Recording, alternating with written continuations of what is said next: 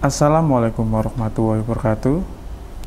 Hai sahabat perpustakaan, saat ini saya berada di Perpustakaan Universitas Wijaya Kusuma, Surabaya. Kira-kira menurut sahabat perpustakaan ini, saya akan membahas apa ya di sini? Coba tebak, apakah tentang teknologi informasi atau manajemen informasi? Yuk coba tebak. Penasaran kan? Nah, kali ini di sebelah kanan saya sudah ada narasumber dari Universitas Wijaya Kusuma Surabaya, yaitu Bapak Kristianto, SIIP, MIP. Ya. Halo bro. Selamat pagi. Ya, beliau ini kawan saya lama kuliah, tapi beliau ini sudah menjadi pengajar di Universitas Wijaya Kusuma, yaitu jurusan Ilmu Perpustakaan dan Sains Informasi. Bener ya? Iya, benar Mas Ya. Agus. Jadi tadi saya masuk di perpustakaan ini itu melihat, wah, perpustakaan ini banyak perubahan ya. Saya panggil bro aja ya bro. Oke, enggak apa-apa Mas. Ya. Jadi saya mulai masuk itu, wah, dari tata ruang sudah bagus. Terus saya lihat itu ada perangkat teknologi yang menurut saya ini, wah, ini apakah ini perangkat teknologi ini baru? Nah, seperti itu. Nah, ini kaitannya dengan perangkat teknologi. Menurut kamu bro, bagaimana perkembangan teknologi saat ini di perpustakaan? Terserah, kita mau membahas tentang perpustakaan perguruan tinggi atau mungkin perpustakaan umum dan sebagainya, seperti itu. Oke, Mas Agus. Sebenarnya kalau bicara soal teknologi di perpustakaan itu kan kita ketahui bahwa perkembangannya sudah dari tahun ke tahun itu mengalami peningkatan yang cukup signifikan kalau menurut saya ya. Kita ketahui bahwa beberapa tahun belakangan itu, sekitar 5 tahun, 10 tahun terakhir, kita lihat bahwa di dalam perpustakaan itu sudah terisi perangkat-perangkat teknologi informasi. Kita ketahui ada komputer, lalu kemudian layanannya ada online public access katalog ya, yang kita ketahui bersama. Lalu semakin kesini tentunya perkembangan teknologi di dalam perpustakaan juga banyak mengalami pengembangan ya. Kita juga tahu sekarang di perpustakaan juga kita bisa mengakses internet ya, baik itu menggunakan perangkat komputer yang disediakan oleh pihak perpustakaan. Kita juga bisa melakukan akses internet cukup menggunakan laptop maupun gadget kita, karena perpustakaan juga sudah dilengkapi area wifi zone ya. Nah itu belum lagi nanti perkembangan-perkembangan yang lainnya ya, seperti kita ketahui sekarang kalau di perguruan tinggi ada yang namanya sistem repositori, lalu belum lagi nanti perkembangan ke arah digital library dan sebagainya ya. Contoh kalau untuk repositori itu kalau di perguruan tinggi itu seperti apa sih, dan apakah memang semua jenis perpustakaan itu istilahnya apa ya, bukan wajib, kayak istilahnya bisa nggak menggunakan itu? Apakah hanya perpustakaan tertentu? Seperti itu, Bro. Gimana, Bro? Ya, oke. Sebenarnya kalau kita bicara soal repositori, tidak hanya di perguruan tinggi saja yang bisa mengimplementasikan sistem tersebut, tapi di sekolah pun maupun di perpustakaan umum gitu, misalkan itu juga bisa. Ya, cuman memang dengungnya itu kita rasakan di perguruan tinggi. Karena apa? Karena memang di perguruan tinggi dia punya koleksi-koleksi yang memang itu merupakan karya dari sivitas akademikanya. Ada yang skripsi, ada tesis, ada disertasi, ada laporan, tugas akhir dan sebagainya. Nah, itu mereka wadahi ya koleksi-koleksi yang mereka punya itu dalam sistem repositori. Ya. Sebenarnya bisa aja apabila perpustakaan sekolah gitu misalkan membangun repositorinya sendiri, tidak ada masalah juga. Nah, jadi intinya itu repositori itu buat wadah ya untuk sivitas akademika yang sekiranya banyak karya-karya ya. Mungkin kalau di perpustakaan perguruan tinggi seperti itu tepatnya. Ya, jadi memang dibedakan ya repositori dengan online katalog ya. Kalau online katalog koleksi-koleksi umum itu kan memang dimasukkan ke situ, tapi kalau repositori dia lebih ke karya-karya yang memang di-create ya, diciptakan oleh sivitas itu gitu. Nah, salah satu contoh mungkin kalau di sekolah kayak misalkan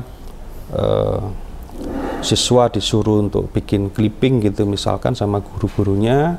Nah, karya-karya tersebut itu bisa dimasukkan ke repositori. Nah, itu menjadi bagian dari layanan yang dikembangkan oleh perpustakaan ke depan.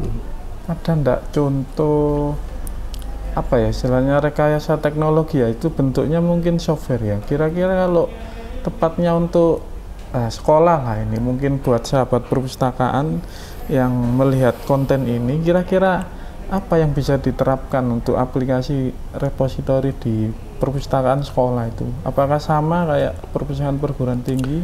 Ya, oke. Sebenarnya sama saja ya Mas Agus ya, karena sebagian besar perpustakaan perguruan tinggi dia mengembangkan sistem repositori itu menggunakan aplikasi atau software yang memang sudah ada di pasaran, dan itu sifatnya dia open source.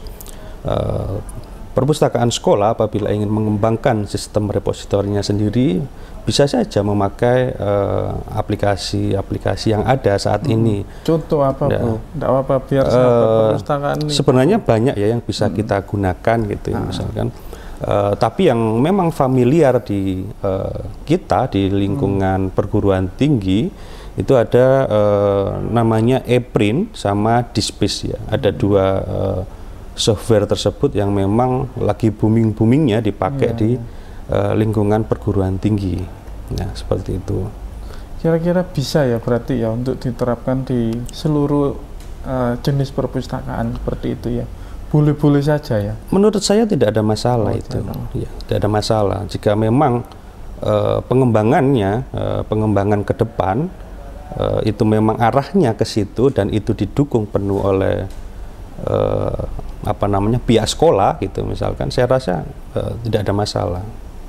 Terus ini Bro, kita kan berbicara tadi masalah ke depannya ya. Menurut kamu sebagai seorang pengajar atau dosen ya di bidang ilmu perpustakaan dan sains informasi, kira-kira mungkin ini ya prediksi juga ya, ke depan itu rekayasa teknologi di bidang perpustakaan itu akan mengarah kemana seperti itu? Kalau menurutmu, kira-kira Rek, apa mungkin aplikasinya semakin bertambah atau perangkatnya atau gimana, atau mungkin database-nya atau ya oke. Ini sebenarnya pertanyaan yang sulit ya karena harus memprediksi. Cuman memang kalau kita lihat perkembangannya sekarang di beberapa perpustakaan yang memang dari sisi dukungan anggaran yang besar, lalu supporting dari pihak manajemennya yang memang cukup bagus ya, khususnya di masa pandemi ini ya, mereka sekarang sudah mulai menggalakkan yang namanya open access ya di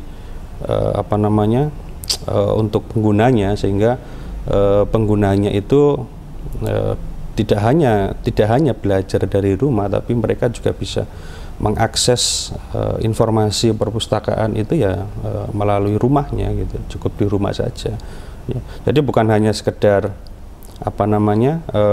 pengguna itu mendapatkan informasi yang sebatas metadata saja, tapi mereka bisa menikmati koleksinya juga. Salah satu contoh yang mungkin bisa kita lihat ya, Ipusnas ya. Iya, ya, Ipusnas yang dari Perpustakaan Nasional itu cukup membantu sebenarnya masyarakat kita yang sekarang ini belajar di rumah gitu kan. Mereka tidak perlu ke perpustakaan, mereka cukup akses saja Ipusnas, mereka bisa baca buku itu dari rumah. Ya. Jadi berhubungan dengan rekayasa itu berarti juga ada hubungannya dengan tren dari kebiasaan pengguna perpustakaan ya. Jadi kiranya kan sekarang kalau dilihat mungkin pada kenyataan ini memang banyak tren itu suka memanfaatkan informasi online seperti itu ya. Benar enggak ini? Tren untuk kebutuhan informasi dari pengguna perpustakaan. Kira-kira itu gimana, Bro? Mungkin bisa dari Google. Memang sih tidak bisa kita pungkiri bahwa memang kebutuhan pengguna kita sekarang arahnya itu ke digital ya, arahnya ke digital. Namun menurut saya juga perpustakaan ya harus bisa menangkap peluang tersebut dengan memberikan informasi ya yang yaitu produk dia sendiri atau produk informasi yang dari perpustakaan itu sendiri.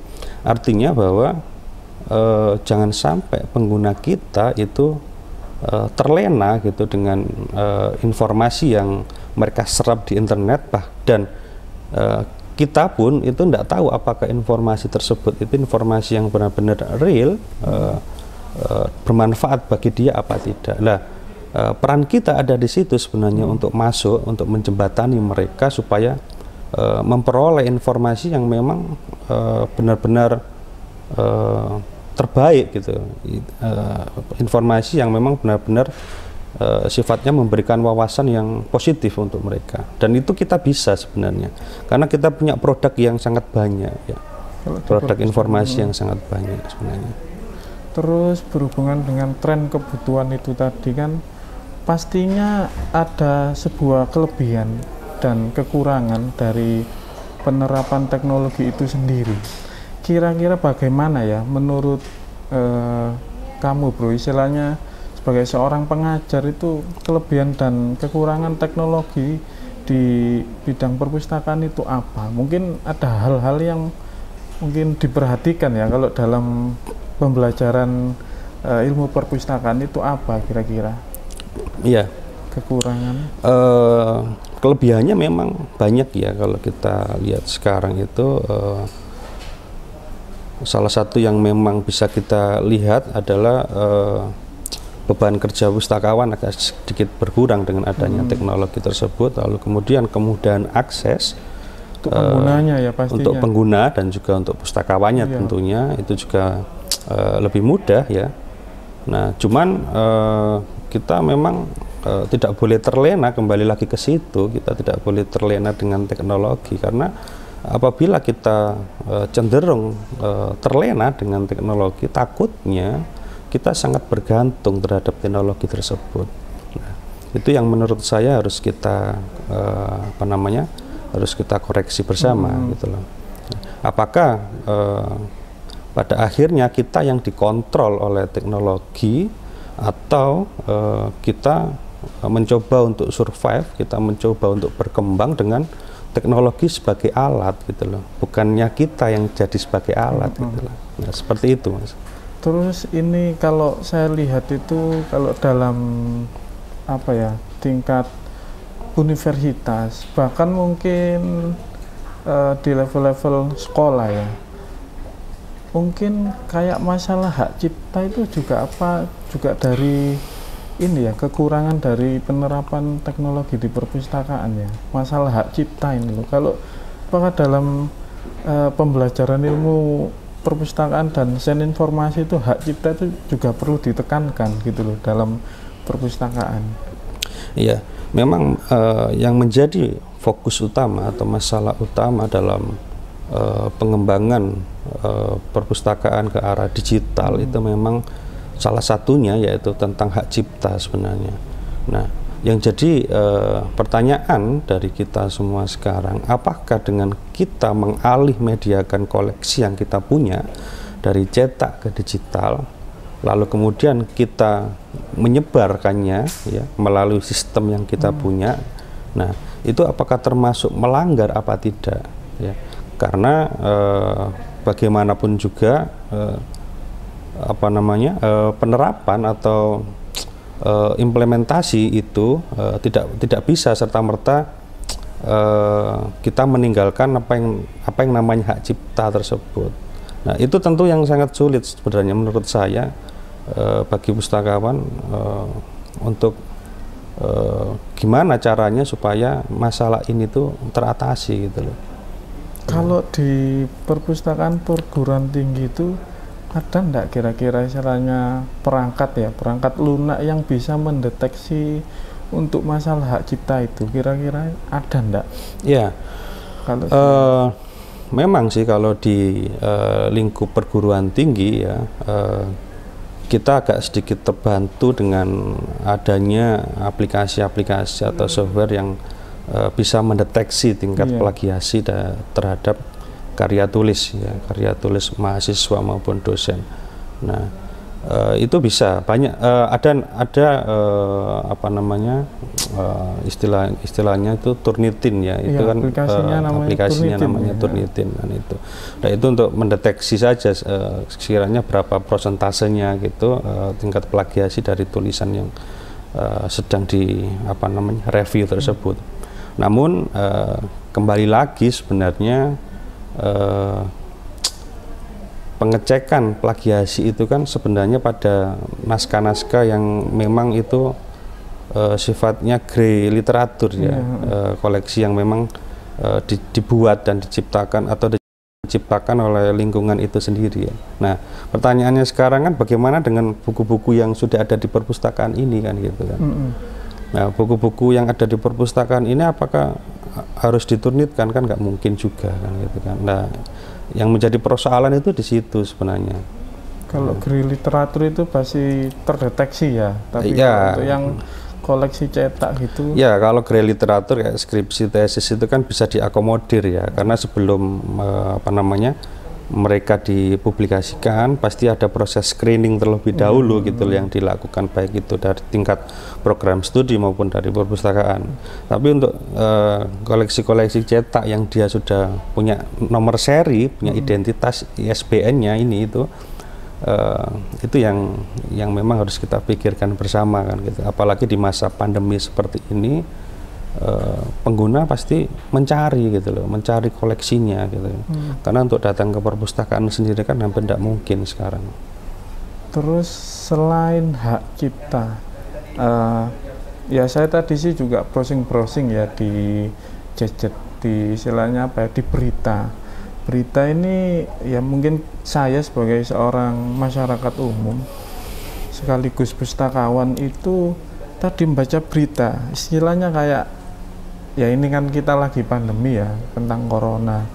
Jadi istilahnya kayak corona ini bisa disembuhkan dengan kita istilahnya memakan bawang putih. Nah, saya tapi lihat ini ngeceknya ini apa benar seperti inilah. Ternyata informasi itu informasi hoak. Nah, sebagai seorang pengajar di bidang ilmu perpustakaan dan informasi ini, apakah memang tren untuk informasi-informasi hoak ini di pemanfaatan teknologi ini, perkembangan teknologi ini memang semakin kalau menurut kamu bagaimana, Bro? Ya. Untuk masalah hoak ini, informasi hoax ya. Informasi hoax itu sebenarnya sekarang itu hampir tidak bisa kita kontrol ya, mana yang sekiranya informasi itu bermanfaat bagi kita atau itu informasi yang hoax ya, karena dengan isi yang sama, dengan judul yang sama, tapi terkadang yang satu itu informasi yang bermanfaat, yang satu itu hoax kan gitu kan, kita sulit untuk membedakan. Nah, tapi memang itu sebenarnya menjadi ranah kita, menjadi tugas kita pustakawan untuk menjembatani masyarakat supaya apa? Supaya mereka itu memiliki keterampilan atau kemampuan dalam memetakan ya, memilah informasi mana yang sekiranya itu bermanfaat untuk dia atau informasi yang tidak bermanfaat untuk dia itu bisa dipetakan. Dan itu tugas kita baik itu di tingkat program studi maupun di dalam perpustakaan sendiri ya, dalam hal ini pustakawan. Nah, seperti itu Mas. Ya. Kalau caranya untuk mengatasi hoax sendiri itu bagi masyarakat umum, ada enggak kalau di bidang perpustakaan itu caranya? Mungkin pertama kita harus tahu sumbernya mungkin, atau identitas dari penulis itulah, kira-kira itu caranya bagaimana? Iya, ya memang itu ya, memang kita harus membaca ya, kita harus membaca terlebih dahulu informasi yang kita punya, lalu kemudian kita jangan percaya begitu saja terhadap informasi yang kita terima gitu. Artinya bahwa kita punya aksi ya, kita punya sikap yang kritis terhadap informasi yang kita punya. Apakah memang benar sih beritanya seperti itu? Apakah memang benar informasi yang kita peroleh itu faktanya real memang seperti itu? Nah, memang kita harus berangkat dari ketidakpercayaan ya sebelum kita memuat kembali dan menyebarkan kembali ke masyarakat umum ya. Karena ya memang kadang kebiasaan kita kita kalau sudah menerima informasi hanya sekedar kita baca lalu kemudian kita sebarkan gitu, tanpa kita pahami terlebih dahulu apakah informasi tersebut memang benar-benar atau harus kita sebarkan lagi kan gitu kan. Nah, seperti itu. Jadi cara-caranya itu tadi kita membaca, terus kita analisis, atau kita gimana biar kita itu tahu gitu ya. Iya, jadi memang kita harus berangkat dari ketidakpercayaan terlebih dahulu kalau menurut saya ya, ini analisis saya sebenarnya. Ya kita harus berangkat dari ketidakpercayaan kita terhadap informasi yang kita terima. Nah, dari situ ya kita harus baca sebenarnya. Ya. Menarik apa tidak isi dari informasi tersebut, kita ya memang harus tetap baca gitu kan. Lah, itulah pentingnya kenapa budaya literasi itu penting bagi masyarakat kita. Ya. Seperti itu. Berhubungan dengan ya ini membahas sedikit aja ya, mungkin tentang perkembangan teknologi. Ini kira-kira ya terakhir lah untuk masalah literasi dan pandemi seperti ini. Jadi kira-kira kalau misalkan ya mungkin pandemi ini belum berlalu, bagaimana istilahnya perkembangan bukan perkembangan, mungkin pemanfaatannya ya teknologi di perpustakaan itu ke depan ini seperti apa kalau memang ini masih pandemi ini masih berlalu gitu loh. Apakah kita mungkin istilahnya rekayasa kita juga semakin kita buat semakin ini lebih aktif, atau kita mungkin lebih juga menjemput bola gitu loh kalau dalam hal perpustakaan, layanan lah istilahnya seperti ya. Oke. Sebenarnya kalau menurut saya fase pandemi seperti sekarang ini itu sebenarnya bukan fasenya lagi kita untuk bersedih sebenarnya ya. Nah, harusnya di masa pandemi ini itu adalah peluang bagi kita untuk mengembangkan yang namanya layanan yang yang ada di perpustakaan kan, gitu kan. Kita harus mulai untuk berpikir sebenarnya ya, layanan seperti apa sih yang harus kita berikan ya di kala pengguna kita itu sudah tidak lagi datang ke perpustakaan gitu loh. mereka cenderung berada di rumah. Bahkan kalau bisa kita lihat kita dalam 1 minggu berapa sebenarnya angka kunjungan ke perpustakaan. Nah, itu kan sangat turun sekali. Nah, sebenarnya banyak hal yang bisa kita perbuat sebenarnya, apalagi untuk perpustakaan yang memang dia punya infrastruktur yang sudah sudah berbasis teknologi ya, sudah bagus gitu. Banyak hal yang bisa kita lakukan.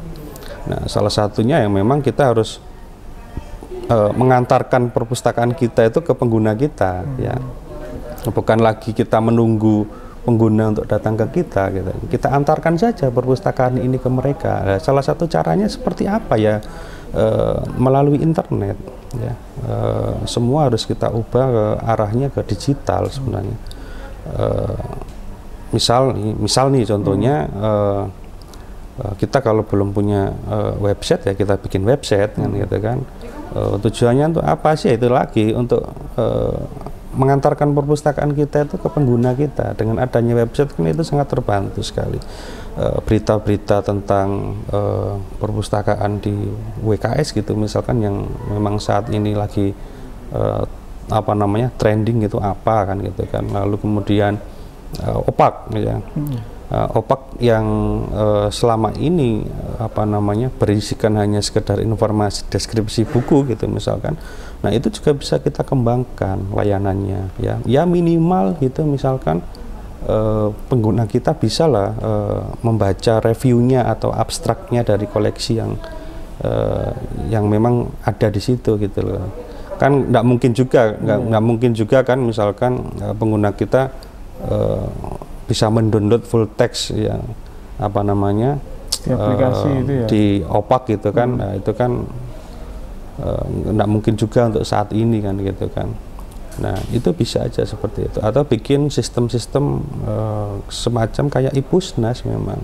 Jadi beberapa koleksi yang memang didapatkan secara online atau e-book itu ya, lalu kemudian dipublikasikan dengan menggunakan sistem yang berbasis digital atau mobile. Saya setuju sekali kalau seperti iPusnas itu, Bro. Ya memang kalau untuk perpustakaan sekolah itu memang sangat bermanfaat, karena ya mungkin perpustakaan sekolah ya hampir dikatakan kalau pandemi ini ya kayak bukan tutup, istilahnya mungkin layanannya juga terbatas seperti itu. Jadi ini cuma terakhir aja mungkin menurut kamu nanti buat sahabat perpustakaan, kira-kira biar perpustakaannya berkembang itu apa sih catatan-catatan biar perpustakaan itu bisa mengikuti tren kebutuhan penggunanya dan meningkatkan layanannya, seperti itu, Bro. Satu pertanyaan ini, kira-kira singkat saja. Apa kita yang harus dipersiapkan? Kita harus membuka pola pikir kita ya sebenarnya. Bagaimanapun juga perpustakaan itu merupakan institusi yang dia selalu mengalami perkembangan. Nah, dengan perpustakaan yang selalu mengalami perkembangan, pustakawan juga harus ikut gitu loh, harus belajar berkembang, jangan stagnan gitu loh. Karena kalau perkembangan di luar perpustakaan itu sudah larinya kencang, ya kita juga harus ikut gitu loh, kita harus mengikuti. Kalau tidak gitu kita akan tergerus. Nah, lalu yang terpenting juga kita juga harus meningkatkan literasi kita ya. Literasi kita kalau dalam hal ini ya, kalau kita bicara soal digital ya, kita harus meningkatkan literasi digital kita, kemampuan kita, keterampilan kita di situ. Karena pengguna kita itu sudah belajar akan hal itu. Lah, kita juga harus mengikutinya. Kalau tidak ya perkembangan dalam lingkup digital ya, kita tidak akan mengetahui akan hal itu, kita akan tertinggal, dan itu sangat tentu sangat merugikan ya bagi kita sebenarnya. Jadi tolak ukurnya ini ya, ada dua istilahnya pondasi untuk bagaimana perpustakaan bisa eksis ya, mengikuti perkembangan teknologi ya. Yang pertama tadi tentang profesionalisme ya. bener nggak? Iya. Yang kedua tentang literasi. Selain itu ada lagi tambahan mungkin dari dua ini? Apa mungkin teknologi atau? Iya, teknologi itu kan sebenarnya alat saja ya Mas ya. Bahkan kita bisa menciptakan teknologi itu sendiri sebenarnya, enggak apa-apa. Bisa-bisa aja. Semua kan tergantung sama pola pikir kita. Balik lagi ke situ sebenarnya. Ya, bagaimana kita bisa mindset membuka, kita, ya, kita membuka mindset kita membuka wawasan kita yang memang kita harus berani lah berpikir secara out of the box ya. Kita harus jangan hanya sekedar kayak katak dalam tempurung gitu kan. Kita hanya sekedar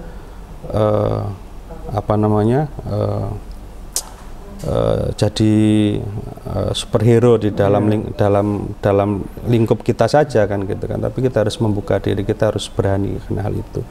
Karena ya bagaimanapun juga ya kita sebagai penyedia jasa informasi ya, informasi itulah itu tadi. Informasi itu terus berkembang, maka kita harus juga ikut berkembang.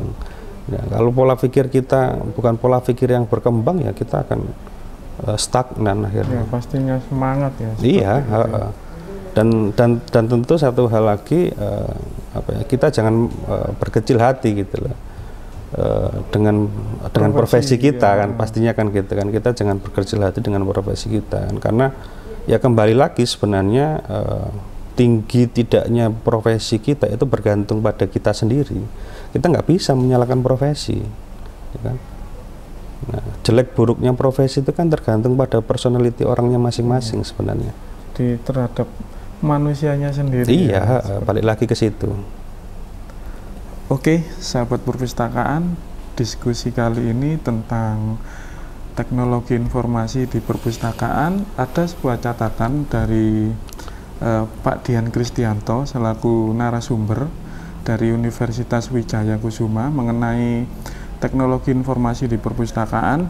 Yang pertama, nah ini catatannya satu, kita harus meningkatkan profesionalitas kita. Yang kedua, kita harus istilahnya banyak kemampuan literasi kita itu juga harus ditambah dalam bidang teknologi seperti itu. Jadi mungkin buat sahabat perpustakaan jangan berkecil hati. Saran dari Pak Dian tadi sudah termuat dalam konten ini. Mungkin sahabat perpustakaan juga bisa sambil belajar mendengarkan diskusi ini. Semoga bermanfaat.